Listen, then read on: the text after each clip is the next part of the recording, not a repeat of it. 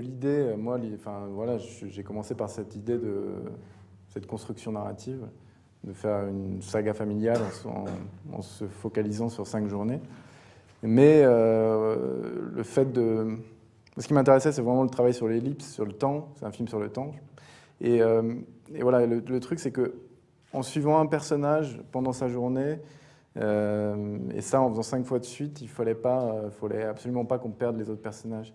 C'était sans... Et puis à la fois, j'avais pas envie d'être dans le film choral, de faire des parallèles. Donc j'étais vraiment dans le point de vue. Et c'est un parti pris de départ, en fait, qui était très important. Je pense qu'il faut, quand on écrit, avoir des partis pris forts et puis ne pas essayer de les tenir. C'était le plus dur à un moment donné. Je me suis dit, mais j'y arriverai jamais parce que c'est trop compliqué. Je vais perdre mes personnages, ça va pas être intéressant. Puis, voilà, donc le truc, j'ai essayé à chaque fois. C'est pour ça qu'il y a souvent des dîners, des trucs où ils sont... la famille est toujours assez présente, quoi. C'était vraiment important. Et dans l'écriture, vraiment, je me suis fait un schéma des 5 personnages et une sorte d'organigramme comme ça. En fait, c'est un film qui est très simple, mais dans la psychologie des personnages, il fallait que ça soit vraiment impeccable parce que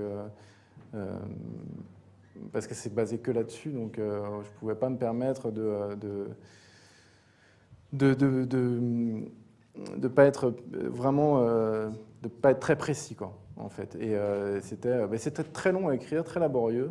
Je me suis cassé les dents. Mais bon, voilà, au final, il faut du temps, de toute façon, pour écrire des scénarios. J'ai mis 1 an à faire que ça. Mais bon, c'est tellement important. Faut bosser ses scénarios. Pourquoi en fait ce choix de musicaliser En fait, souvent, c'est en fin de journée, en fin de journée et en début de la journée qui suit. Je trouvais ça intéressant de terminer par un petit séquencier, voilà, et puis de le mettre forcément d'une façon musicale. Ça faisait passer aussi l'ellipse. Et donc il y a ça qui fait que ça en fait pas mal. Et puis après, moi, je sais pas, des fois quand j'écris et que je bloque, je peux écouter de la musique et puis tout d'un coup, ça me débloque. Mais il y a une scène où j'étais super bloqué parce que j'étais vraiment dans les poncifs de la scène où ils sont à l'hôpital, justement. J'y arrivais pas, j'écrivais des dialogues et c'était vraiment pourri. Ça faisait sitcom, c'était pas bien. Et je savais pas comment m'en tirer, quoi. C'est tellement... tous réunis dans la chambre d'hôpital, ça peut vraiment être très cliché. Et puis, donc, j'ai écouté cette musique de Divine Comedy qui m'a ouvert l'esprit. J'ai viré tous mes dialogues et j'ai écrit en découpant, en fait. Ce que je fais rarement, mais en général, je découpe pas avant d'avoir fini l'écriture du scénario. Et là, j'ai écrit en découpant sur la musique, vraiment en mettant des images. Moi, je suis pas un mec très visuel. J'aime bien partager vraiment l'écriture et la mise en scène après. Une fois que l'écriture est finie, on peut se permettre de penser images. Mais avant, j'aime pas trop. Mais là, c'est ce qui m'a permis de sortir de cette impasse. Moi, je trouve le plus important, en fait, je dis ça, mais bon, c'est de signer les films, en fait. Il y a tellement de films qui se font chaque année, et c'est bien quand on arrive à les signer. Moi, j'adore les cinémas vraiment d'auteurs forts, les cinémas qui sont signés. On voit une image je sais pas, des frères Cohen, on sait que c'est les frères Cohen, parce qu'ils signent leurs films. Alors voilà, eux, c'est le top, mais Tarantino aussi, c'est très signé. Voilà, j'aime bien ça, en fait. Je pense qu'il faut aller vers... Moi, j'essaie d'aller vers une signature, essayer d'avoir un style propre. Comment décririez-vous votre signature, en fait? C'est vraiment, vraiment compliqué à répondre à cette question, parce qu'en fait, déjà, moi, j'ai pas assez de recul sur ce que je fais. Après, voilà, j'ai des films assez, on va dire, entre guillemets, intimistes. J'ai un cinéma assez intimiste, assez, à la fois assez pudique et assez cru, assez tragicomique. Voilà, c'est des petites choses comme ça. Je pourrais pas en dire plus, que j'ai pas le recul pour ça. Puis ça commencerait à devenir un peu prétentieux. Vous avez réussi à trouver tout de suite votre place en tant que scénariste et à la fois réalisateur, ou ça a été un peu compliqué? Mais j'ai fait 3 courts-métrages avant pour trouver ma place et surtout trouver une équipe. Et ce que vous dites, en fait, écrire un scénario, c'est un métier solitaire. Quand on écrit seul, ouais, c'est vrai. Mais après, en fait, faire un film, c'est vraiment un truc de solitaire aussi, en fait. C'est très curieux, c'est le paradoxe de ce métier, c'est-à-dire on fait un art collectif, on est très entouré quand on réalise un film, mais à la fois, en fait, on est super seul. Et je m'en suis rendu compte, en discutant avec d'autres réalisateurs, c'est vraiment, on a tous ce sentiment-là, et je ne sais pas si vous avez fait des films, enfin, vous avez fait des films déjà à l'école, et c'est quelque chose de très particulier, quoi. Sur un tournage, c'est vraiment, on est très solitaire, parce qu'on a une idée du film en tête, et on est le seul à l'avoir, cette idée. On fait le film tout seul, en fait. C'est très paradoxal, mais voilà. Alors, question un peu corollaire, est-ce qu'on tourne pour soi ou pour les autres? Moi, je pense qu'il faut tourner pour soi, en fait. Tous les gens qui essaient de penser à ce que ça va plaire Il faut toujours avoir une conscience du spectateur, parce qu'on ne fait pas des films que pour soi, sinon ça devient... voilà, ça peut devenir chiant. Mais vous enlèverez mes gros mots quand vous retranscrivez les trucs. Et ça sera relu. Et à la fois, on fait pas non plus les films pour plaire au plus grand nombre. Je pense c'est des trucs ça marche jamais quand on essaie de plaire. Tous les films un peu comme ça, les films de producteurs, souvent ça marche pas. Donc c'est un peu les deux, mais moi je voulais pas faire un film sur la famille, je voulais faire un film sur le temps.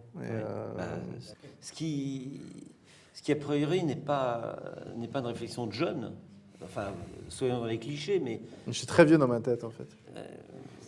Mais quand... Alors moi, quand j'ai présenté le film, j'ai beaucoup présenté le film à chaque fois que les gens me voyaient arriver. C'est la réflexion qu'on faisait. Je suis plus jeune que mon âge, et les gens, ils pensaient toujours voir quelqu'un de plus âgé, en fait. C'était assez... à chaque fois, vraiment, c'est le premier truc, mais vous avez quel âge? J'adore le vin, mais je suis assez fan de vin. Et je trouvais que le vin, c'est une très belle façon de parler du temps, en fait. Parce que le vin, c'est quelque chose c'est une des rares choses, en fait, qui vieillit et qui prend de la valeur en vieillissant, et si on attend trop, un vin, ça meurt, quoi. Et vraiment, c'est très représentatif du temps, en fait. Et c'est un peu le symbole. C'est un peu le symbole de ce film. Cette famille qui... D'ailleurs, il y a un moment, il y a un vin qui est la date de naissance. Ouais. Alors, c'est marrant parce que cette scène, au début, je l'avais mis... il ouvrait la bouteille et le vin était mort, quoi, en fait. Et il disait mais c'était lourd. C'était super lourd. Il ouvrait la bouteille, il goûtait, et ah, mais il est mort, ce vin. Et voilà, c'était lourd. Oh là là. Non, mais c'est passionnant parce que le vin est aussi le lien entre les personnages, qui fait qu'on va sauter une génération entre le grand-père et le petit-fils, qui fait que le père a raté son fils et qu'il lui a pas transmis. Je veux dire, ça sert effectivement de prétexte à exprimer quelque chose d'assez profond dans les relations entre les personnages. Et souvent, on se rend compte, moi je me rends compte que je parle assez des mêmes choses. C'est-à-dire que dans mes films et même dans mes courts-métrages, il y a des trucs qui reviennent comme la transmission. Et voilà, la transmission, c'est un truc, ouais, j'en parle souvent. Qu'est-ce qu'on nous transmet, comment ça se passe, qu'est-ce que je vais transmettre à mes enfants. Voilà, c'est des trucs. Maintenant, je pense, puis le temps qui passe aussi, c'est quelque chose. J'ai l'impression que c'est des trucs obsessionnels, quoi. Et tant mieux, c'est ça qui nous fait créer aussi. Comment vous travaillez avec vos acteurs en fait?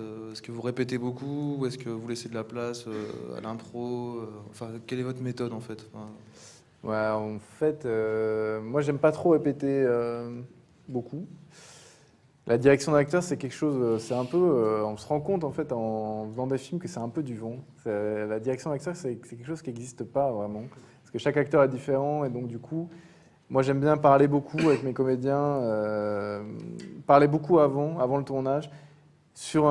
Pendant le tournage, on n'a pas énormément de temps, on n'a pas un temps. C'est pas, ouais, non, c'est pas très, c'est pas là qu'on crée le truc, quoi. C'est pas très artistique un tournage en fait. Il se passe plein de choses, mais moi j'aime bien faire une longue prépa et voir mes acteurs, leur parler, leur faire lire des choses, des livres, je sais pas, leur filer des films, etc. Et puis discuter avec eux, mais souvent d'autres choses que le scénario. Et puis après, je fais une lecture, une grosse lecture, une journée, avec tous les acteurs, et autour d'une table.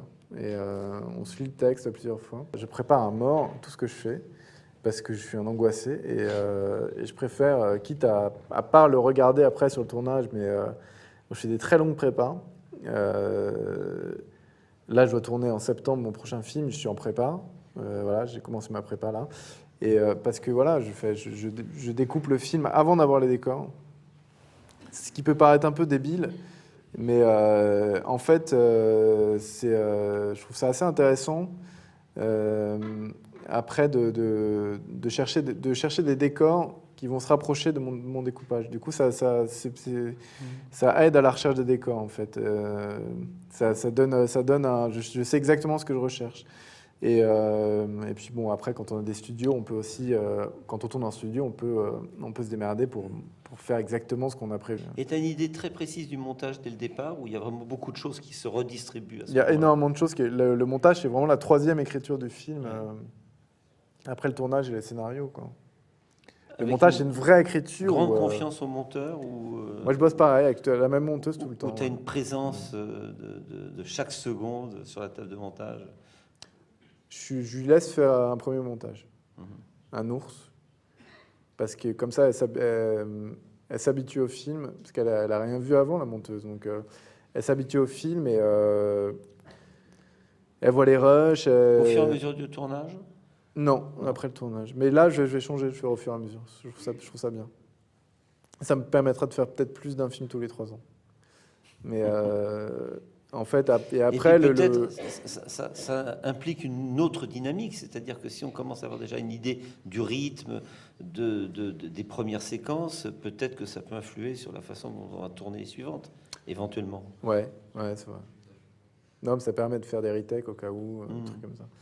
Mais c'est pratique. Et, après, c'est vrai que le montage, moi, je laisse ma monteuse faire un premier montage très long, souvent, voilà, où elle met tout. Donc, on se retrouve avec ce qu'on appelle l'ours.